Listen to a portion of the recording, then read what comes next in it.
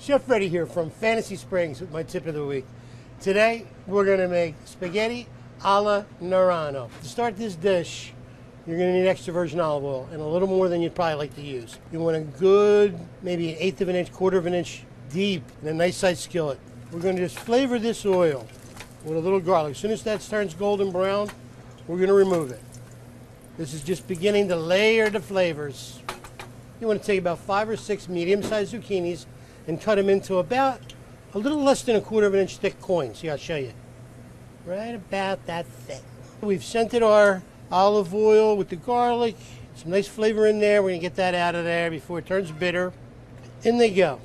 Now, they don't have to be too golden brown. You just want to get them just cooked through dark. Now, we're going to do our zucchini in batches because you're not going to be able to fit 6 zucchinis at one time. Otherwise, they won't be laid out on both sides. And as you turn them out onto a paper towel, we'll get the next zucchini in there. This dish is called spaghetti alla Norma. Norma is a small fishing village between Sorrento, Italy, and the Amalfi Coast. If you've ever been there, it's maybe the most beautiful place on earth. But this dish is what they're most famous for in that little fishing village.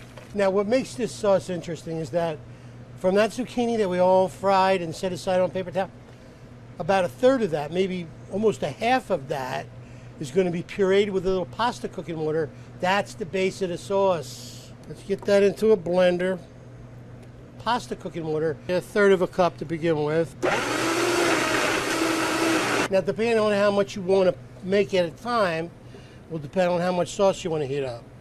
I'm going to probably do about 2 or 3 portions worth. About a quarter cup of softened butter. Now we're going to toss in the spaghetti and start to toss it with the sauce.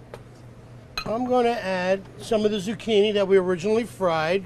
Now, a little twist I added to this spaghetti alla Norma is I added some sauteed shiitake mushrooms and some grape tomatoes for a pop of color.